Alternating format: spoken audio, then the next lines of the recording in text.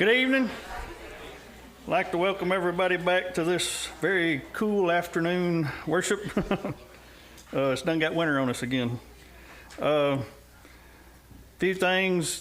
Remember the ones that was mentioned this morning that were sick, and especially remember Patrick's mom as she's having her leg amputated. I got a text message a minute ago that Stacy and Mark and Knox weren't feeling good, so remember them too. Don't forget our building a strong Christian home is coming up through the course of the next few weeks and on Wednesday nights. Remember that. And also we have a thank you note here. It says to our Summertown church family, thank you for all the calls. Now y'all gonna have to bear with me. I can't read good. Text, flowers, and food. We appreciate the love shown to me and my family after the passing of our beloved granny. Blessings to you all. Much love, Mike, Heather, and family. Is there anything else that needs to be brought up? If not,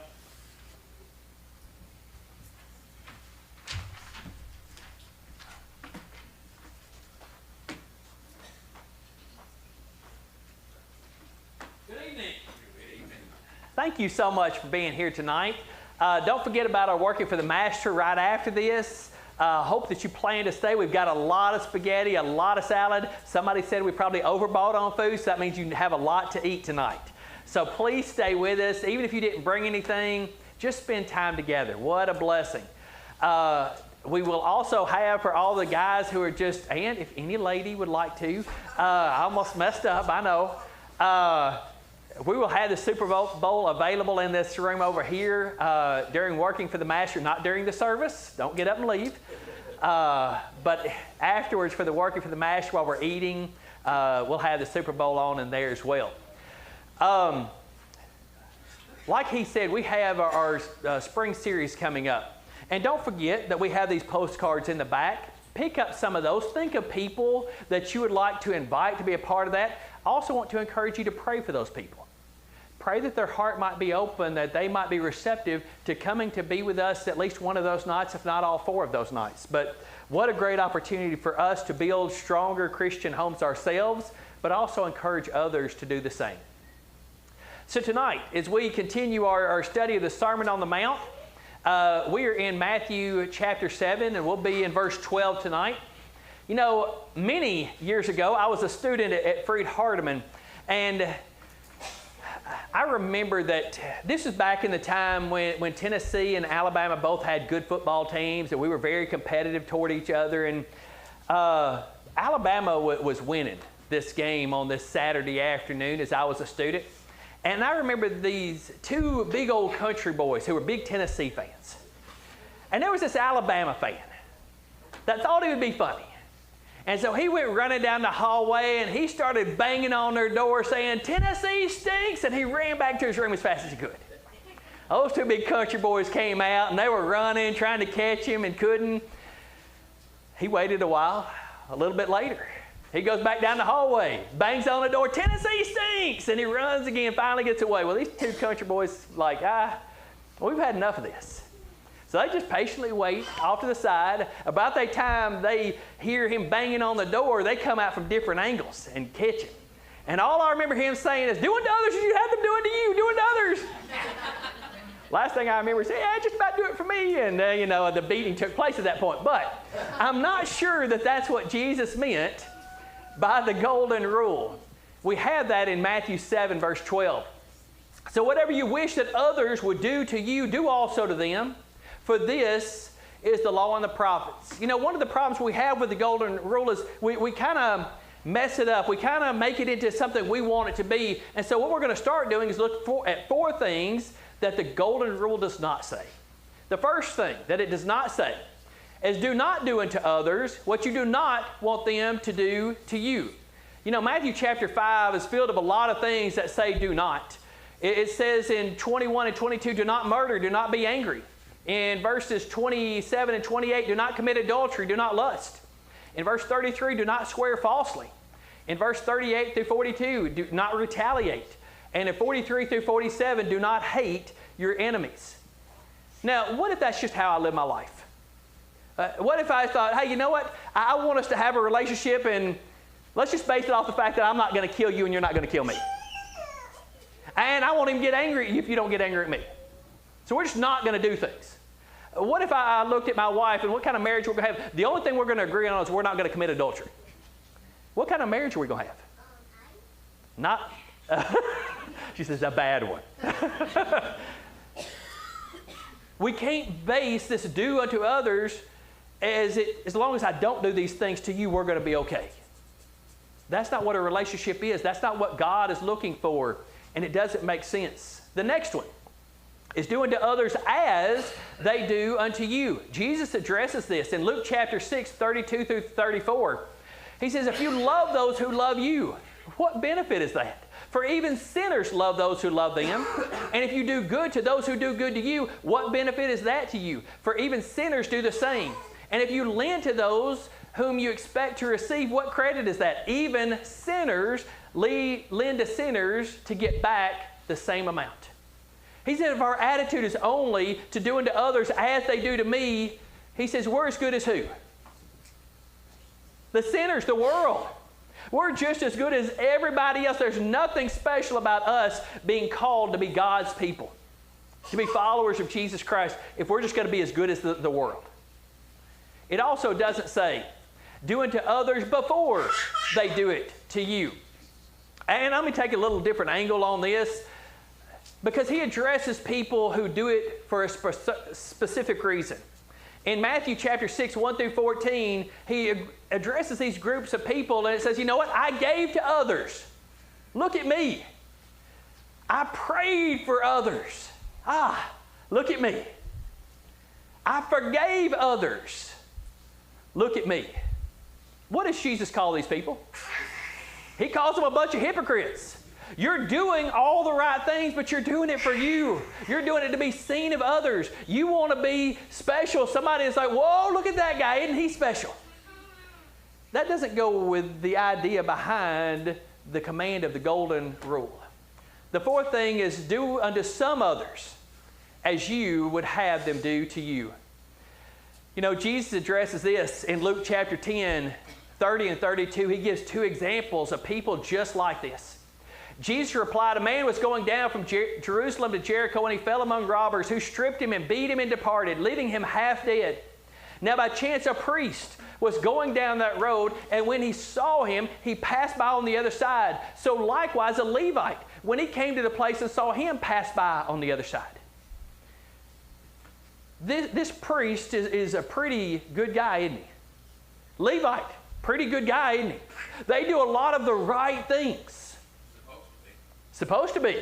But I'd say even in general, they did, in general, I mean, they're probably pretty good people. This guy, half dead, sitting there is probably excited to see a priest. Oh, I'm good. Even seeing the Levite, man, they're going to help me. They're going to save me. They're going to get me to where I need to go. They had limits, didn't they? They were willing to do good unto some others, as long as the situation's okay, as long as I kind of like you, as long as they had boundaries. God's sitting there going, I don't want you to have boundaries. I want you to look at all people and be compassionate. I want you to look at all people with love in your heart. I want you to look at all people, and when you see a need, do something about it. Not just some, but everyone. Here's the four things that it doesn't say. Do not do unto others. We're not going to have a relationship where it's just, I won't do this as long as you don't. That's not going to be a healthy, good relationship. We can't also do unto others as they do to you. Almost this idea of, hey, I like my bubble right here. Here's my group of people, and hey, we all get along. I give to them, they give to me. I love them, they love me. I eat with them, they eat with me. Boy, in my bubble right here, everything's good because you know what? They do good to me. He's like, you're no different than a bunch of sinners. Sinners do that for each other. Doing to others before they do it to you. Really more the idea, and I should have changed that a little bit. You're doing it all for yourself. Look at how good I am by this good deed that I do. Oh, I'm such a godly person. How wonderful. You can't build relationships that way. And you can't do it to some others. See, to have the Christian heart, He expects us to do it to everyone. Notice what it says. So whatever you, I need you to understand this. When He says you right here, He's talking to you and He's saying you control you. You decide who you're going to be. You can make all kinds of excuses. You can listen to all kinds of people, but at the end of the day, it's your decision, and you're going to stand before God one day and have to answer for the choice that you made. So as you look at this verse tonight, think about you. What's getting in the way of you doing this? So whatever you wish that others would do to you, do also to them. You know, I hear people sometimes that are introverts just so, I'll be honest, I just want to be left alone. Do you? I know, I'm an introvert too. Honestly, I am. And at the end of the day, there are times I like to be left alone. But I'm going to be honest with you. Even as an introvert, I really want to know people care about me. I want to know that I matter to somebody. I want to know that people think that they would like to have a friendship or relationship with me. I want those things. And Jesus said, if you know you want those things, that's something that you want in your life, you got to be the person that gives it. You got to be the person that if you want people to be compassionate towards you in your time of need, you better be compassionate toward others in their time of need. If you want to have people who care about you, you got to start investing in other people so that you care about them. This isn't a one-way street, and you can't wait on everybody else to do it. It starts with you. And in Jesus, as He's sitting up there in front of all these people who are trying to figure out how to live their life for God, He's saying this makes a difference. If you want to be different than the world, get outside of your bubble. If you want to make a difference, don't pat yourself on the back just because you don't do certain things. If you want to make a difference, you quit being so selfish and figure out how to be selfless and pay attention to other people. So what I want to spend a few minutes doing is talking about how can we be better at this. And I'm really looking for suggestions. As the Lord's church, either as a group or individually, how do we become better at this? What are things we can do? Look for opportunities.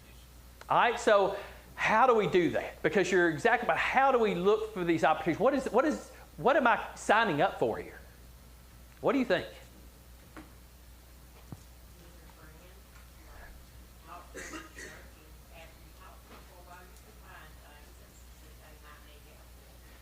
And I think that's so important. It's opening up this door of friendship, of spending time with somebody, talking to somebody, just getting to know them, finding out who they are. Because in the middle of those conversations, don't you typically find out something that they're struggling with? Just be observant. You can see some things that they need if you're looking for. How many times do we, let's be honest, how many times you're walking in the grocery store and you're walking down the aisle, do you not see somebody that's struggling? You see it all over them. And how many times do you walk on by and do nothing? Are we no better than the priest and the Levite? We're not. I'm not good at being observant. Yeah. And so many times I'm so mission-minded on my task and I know that you're struggling, but hey, I got to go get this and then I got to get back home and then I got to go over here and do this. And Jesus calls me to be more than that. He didn't say only do it as long as you're good in the situation you're in.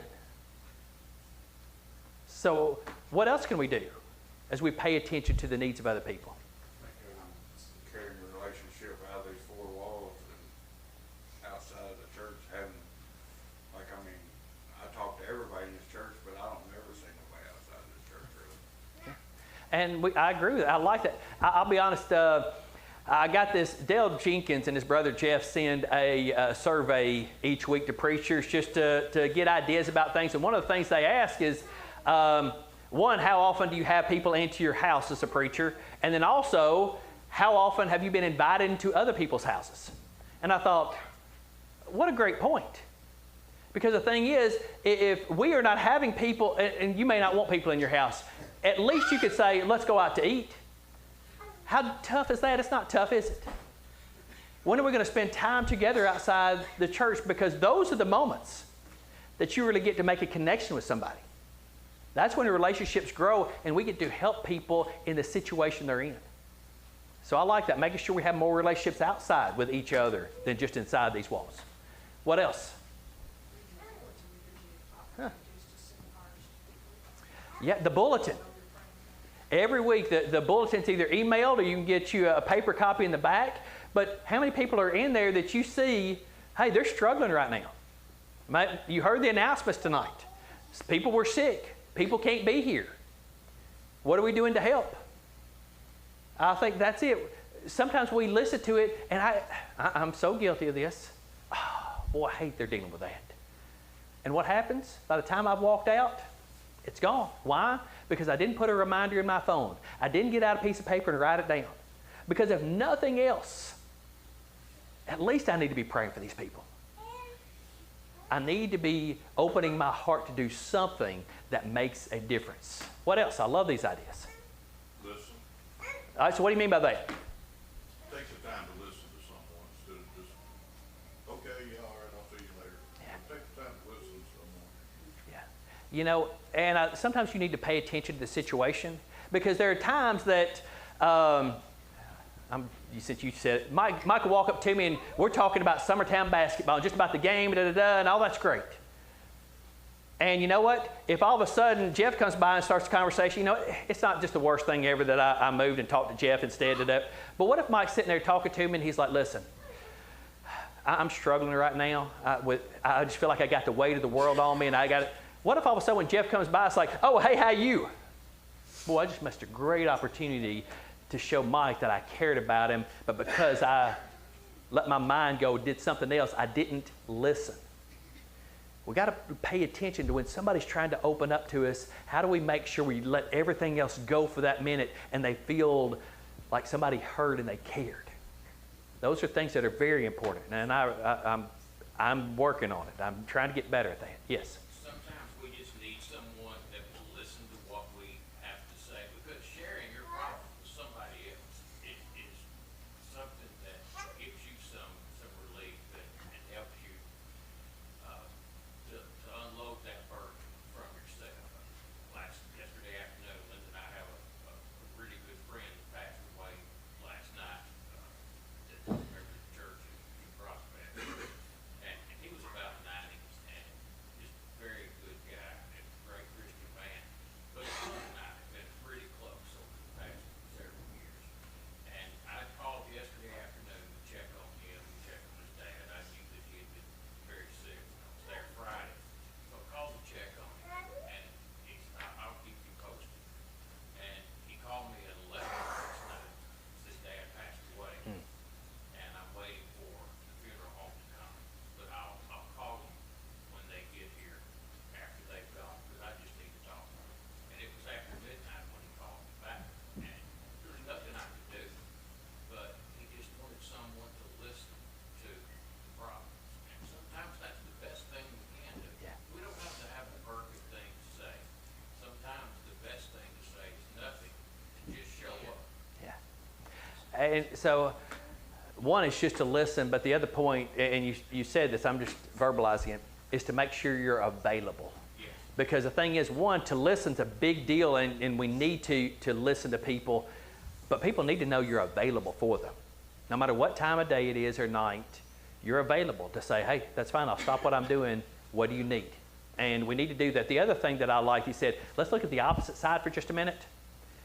When you're sitting there and you're that person that's struggling, I'm going to tell you, one of the best things you can do is just talk to somebody to get it out verbally.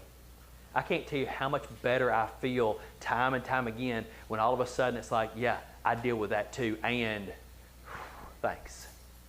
I just needed to get it out. And I'm thankful that you cared.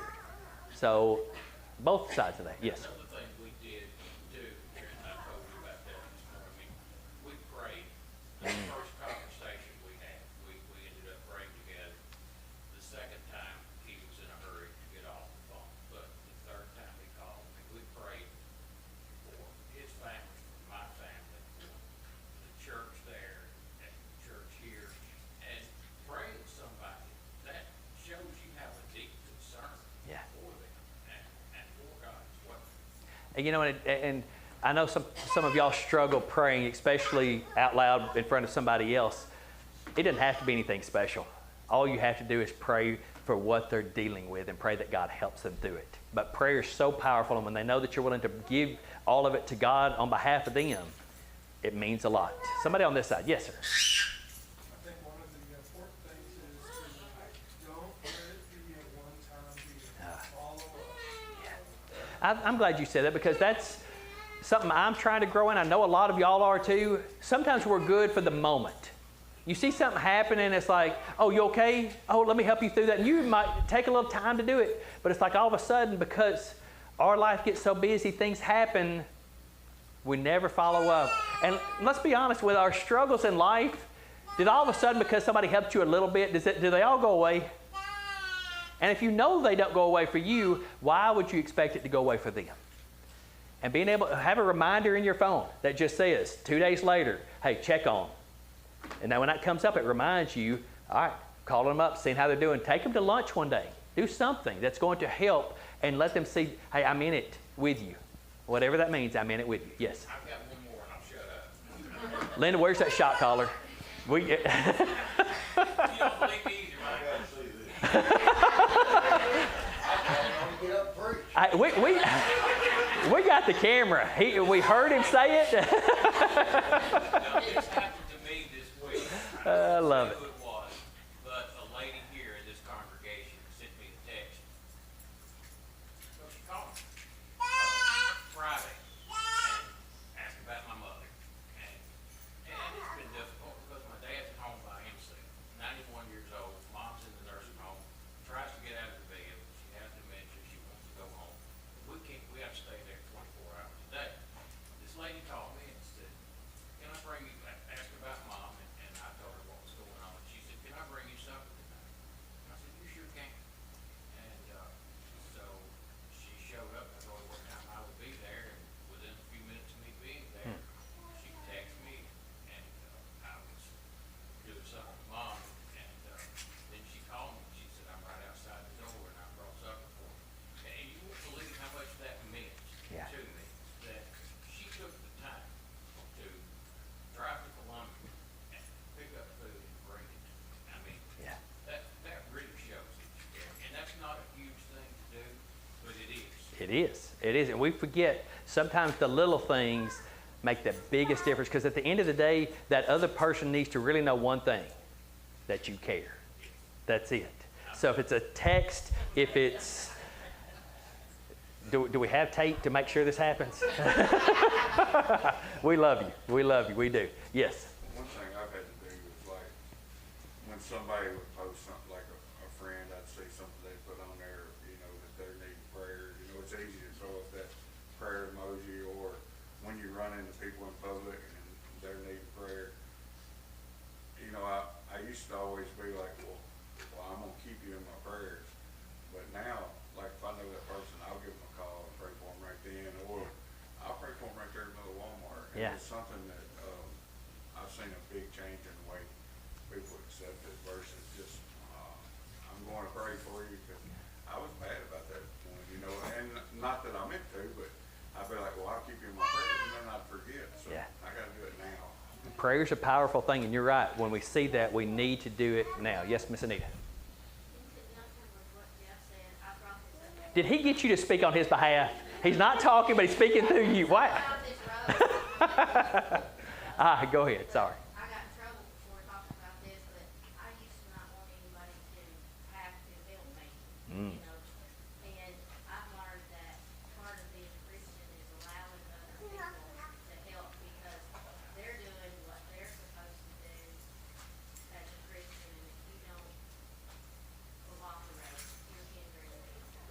And you are so right. Thank you for saying, because that is one of my worst things in life. Somebody say, do you need something? No, I don't need anything. I'm good, thank you. Yeah, I don't mean to be, because I'll be honest, I'm probably in need sometimes. And at the end of the day, even if I am good, somebody has opened up their heart to try to do something to say, I just care about you.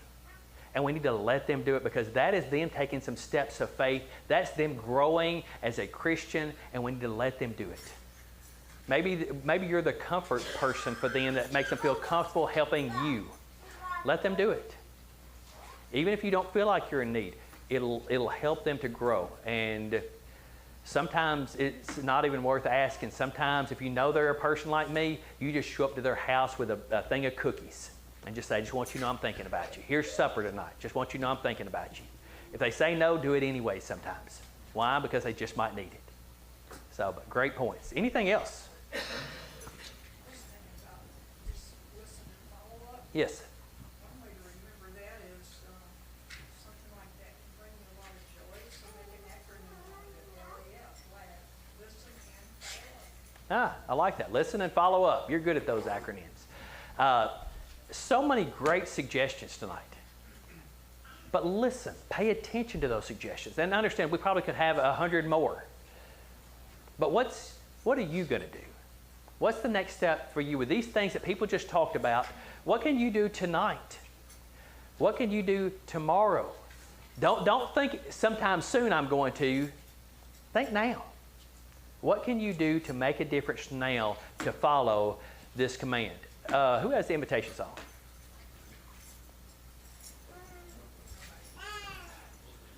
Oh. Mike is, but he just said something, didn't he? He just said something.